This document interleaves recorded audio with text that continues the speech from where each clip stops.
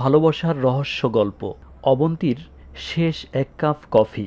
রাহুল সদ্য বিসিএস পাশ করে খুলনা জেলার ব্রজলাল সরকারি কলেজে প্রভাষক হিসেবে যোগদান করেছে।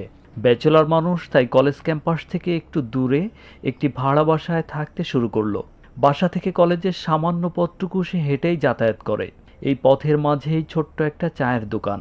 সকালে ব্যস্ততার জন্য বসা না হলেও কলেজ থেকে ফেরার পথে কিছুক্ষণের জন্য রাহুল সেখানে বসে এবং চা পান করে।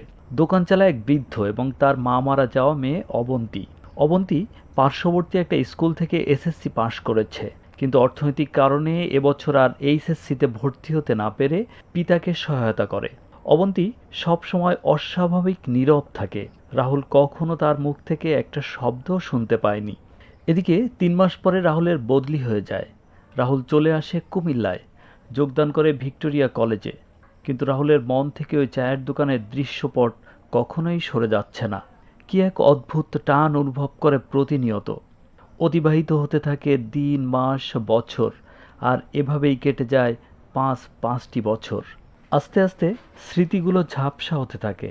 হঠাৎ একদিন বদলির আদেশ পায় রাহুল। স্থান বিএল কলেজ, খুলনা।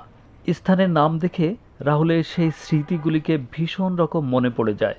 রাহুল ব্যস্ত হয়ে পড়ে, চিন্তা করে এবার যে অবন্তীর পিতার সাথে কথা বলবে, ওদের সব দায়িত্ব নেবে।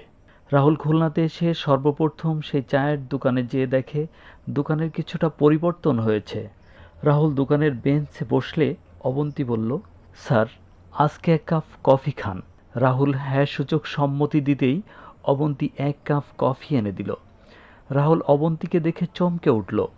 অবন্তী আরও সুন্দর হয়েছে, তবে মুখের সেই বিষণ্ণতা বেড়েছে 1000 গুণ। রাহুল চিন্তা করল, আর সময় নেওয়া যাবে না, আগামী কালই এসে অবন্তীর পিতার সাথে কথা বলতে হবে। পরের দিন রাহুল মানসিক প্রস্তুতি নিয়ে সেই দোকানের সামনে যেয়ে দেখে সেখানে কোনো দোকান নাই। তাকে উদ্ভ্রান্তের মতো কিছু একটা খুঁজতে দেখে পাশের এক লোক বলল, কি খুঁজছেন? রাহুল বলল, গতকাল এখানে যে দোকান থেকে কফি খেয়েছিলাম সে দোকানটা কই? লোকটি বলল, গতকাল কিভাবে আপনি কফি খেয়েছেন? দোকানটা তো 5 বছর আগে ছিল। দোকানির মেয়ে অবন্তী তার এক কাস্টমার শিক্ষকের বদলির কথা শুনে তার সাথে দেখা করতে যায়। যাওয়ার সময় রাস্তায় দুর্ঘটনায় মারা যায় এবং এই খবর পেয়ে বৃদ্ধ দোকানি তাড়াহুড়া করতে যেয়ে দোকানে আগুন লেগে যায় এবং দোকানিও তাতে মারা যায়। আরে, এটা তো 5 বছর আগের কথা। আপনি কিভাবে এখানে গতকাল কফি পান করলেন?